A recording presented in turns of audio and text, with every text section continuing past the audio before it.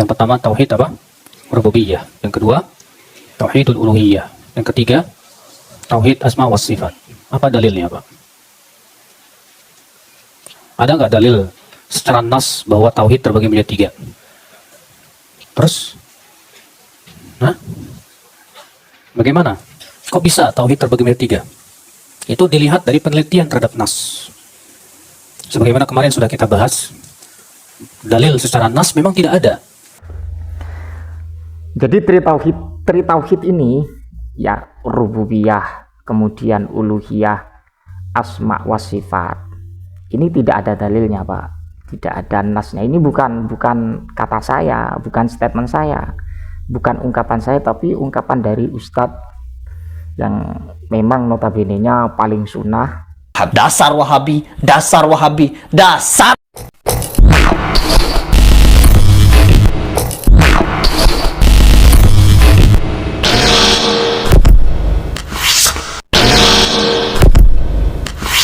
Assalamualaikum warahmatullahi wabarakatuh.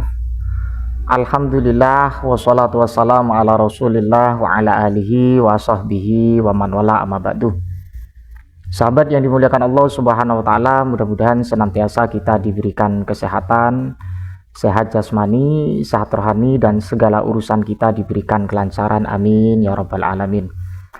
Satu ungkapan yang sangat begitu tegas dari Ustadz Salafi, ataupun saya sebut Al-Wahabi, karena mereka sekalipun tidak mau dianggap dari faham Wahabi, tapi statementnya itu bukan lagi terindikasi memang secara positif cara manhajnya, cara pola pikirnya, dan kemudian cara nalarnya itu persis plek sama dengan faham Wahabi. Tapi saya tidak akan membahas tentang persoalan itu, tapi yang menjadi problem adalah ketika dari kalangan Ustadz Salafi ini menuntut atau mengoreksi terhadap amaliyah yang dilakukan oleh Ahlus Sunnah wal Jamaah atau yang dikenal dengan aswaja, menuntut untuk memberikan referensi dari baginda Nabi Muhammad SAW dan kemudian dari Al-Quran, sehingga ketika tidak ada referensi dari hadis dan kemudian Al-Quran, maka itu dianggap bid'ah. Ketika bid'ah, maka jelas itu dianggap dolalah. Itu cara fikir dan juga manhaj mereka atau nalar mereka. Ketika dolalah, maka finar. Jadi semua hal yang tidak ada tuntunan dari baginda Nabi secara sharih itu dianggap sesuatu yang melanggar. Tapi ternyata ini sudah terbukti. Pada kesempatan kali ini saya akan juga membuktikan bahwa para ustadz Salafi, khususnya ustadz yang saya raksen ini, memberikan satu penjelasan dan sekaligus memberikan statement bahwa yang namanya tauhid yang dibagi tiga, ternyata itu tidak ada nas atau dalil dari baginda Nabi Muhammad SAW, atau yang dikenal dengan tri tauhid. Ketika tidak ada dalil, tidak ada nas, wah itu merupakan pemahaman yang bid'ah. Jadi Yang pertama tauhid apa? Rububiyah. Yang kedua tauhidul uluhiyah. Yang ketiga tauhid asma was sifat. Apa dalilnya, Pak? Ada nggak dalil secara nas bahwa tauhid terbagi menjadi tiga? Terus, bagaimana? Kok bisa tauhid terbagi menjadi tiga? Itu dilihat dari penelitian terhadap nas.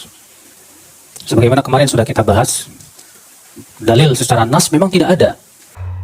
sekali lagi ya, dengan penjelasan Ustadz ini, maka saya juga akan berani mengatakan bahwa mereka adalah pelaku bid'ah.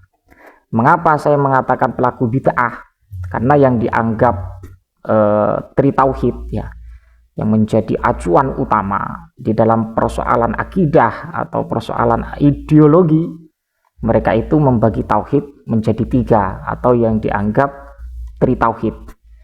Yang pertama adalah rububiyah, dan kemudian uluhiyah, kemudian yang ketiga adalah asma was sifat. Ketiga-tiganya ini ternyata secara jelas apa yang dikatakan Ustadz Salafi ini tidak ada nas sharih, tidak ada dalil dari baginda Nabi Muhammad SAW. Dan memang berangkatnya Tri Tauhid ini mereka usung dengan nuansa salaf, mereka usung dengan manhaj salaf. Ketika dikatakan Wahabi tidak mau, padahal Tri Tauhid ini kita tahu dari mana sumber utama pendapat ini.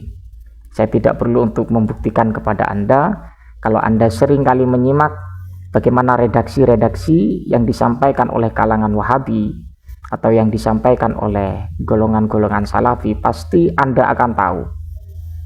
Dan sekaligus kita koneksikan atau kita merujuk kembali kepada kitab-kitab mereka, khususnya kepada kitab yang menjadi uraian dari Syekh Muhammad bin Abdul Wahab.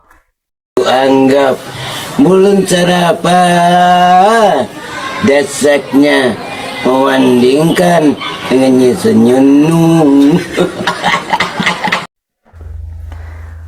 Jadi Tri Tauhid ini ya rububiyah, kemudian uluhiyah, asma wa sifat. Ini tidak ada dalilnya, Pak. Tidak ada nasnya. Ini bukan kata saya, bukan statement saya, bukan ungkapan saya, tapi ungkapan dari Ustadz yang memang notabene-nya paling sunnah, mengikuti ajaran baginda Nabi, bermanhaj salaf, kemudian mengesampingkan ulama kholaf. Tapi faktanya mereka kadangkala mengikuti Albani, mengikuti Al-Utsaimin, mengikuti Ibnu Taimiyah. Itu kan bukan salaf, itu kholaf. Itu kholaf. Jadi apapun yang menjadi persoalan itu akan teruraikan secara jelas.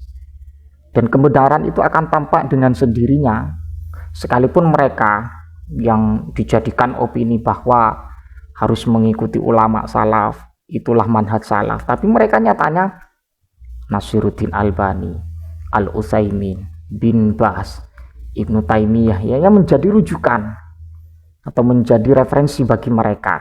Dan apalagi dengan pembuktian bahwa mereka blunder sendiri, bahwa sudah menyatakan bahwa Tri Tauhid itu tidak ada dalilnya, uluhiyah, rububiyah, asma wa sifat, tapi menganggap amalan dari Aswaja itu dianggap bid'ah, padahal dirinya pelaku bid'ah, menggembor-gemborkan yang namanya Tri Tauhid, kemudian memprioritaskan Tri Tauhid di dalam bentuk kajian, di dalam bentuk pertemuan. Tapi nyatanya Tri Tauhid Anda mengatakan tidak ada nas dalil secara sahih dari baginda Nabi Muhammad SAW. Ini bukan bid'ah. Kalau bukan bid'ah apa? Jadi seperti itu ya. Ini bukti bukan statement saya, tapi statement dari Ustadz Salafi, bahwa sudah jelas menyatakan Tri Tauhid itu rububiyah, uluhiyah, asma wa sifat itu memang tidak ada dalilnya. Tapi ketika tidak ada dalilnya, kok mereka itu memang secara tegas dan berani untuk mengkanter akidah Asy'ariyah atau apa yang disampaikan dari Al-Imam Al-Asy'ari atau dari Al-Maturidi. Mereka itu memang tajam sekali untuk berkomentar, menganggap akidah seperti itu ada beberapa fase dari Mu'tazilah, kemudian ini itulah. Tapi mereka tidak sadar mengungkapkan bahwa yang namanya Tri Tauhid dengan sendirinya dibuktikan bahwa tidak ada nas secara sahih dari baginda Nabi, tapi mereka kok tetap kekeh. Tapi ketika mengomentari amalan atau amaliyah dari Aswaja itu, gampang sekali mengatakan bid'ah. Allah alam bisawab, mudah-mudahan bermanfaat. Ini sebagai jawaban kepada netizen yang sering berkeliaran di channel saya ya. Apalagi mengomentari sesuatu yang sok sunnah, kemudian membahas kitab fikih padahal tidak paham kitab fikih, Pak ya. Allah alam bisawab. Wassalamualaikum warahmatullahi wabarakatuh.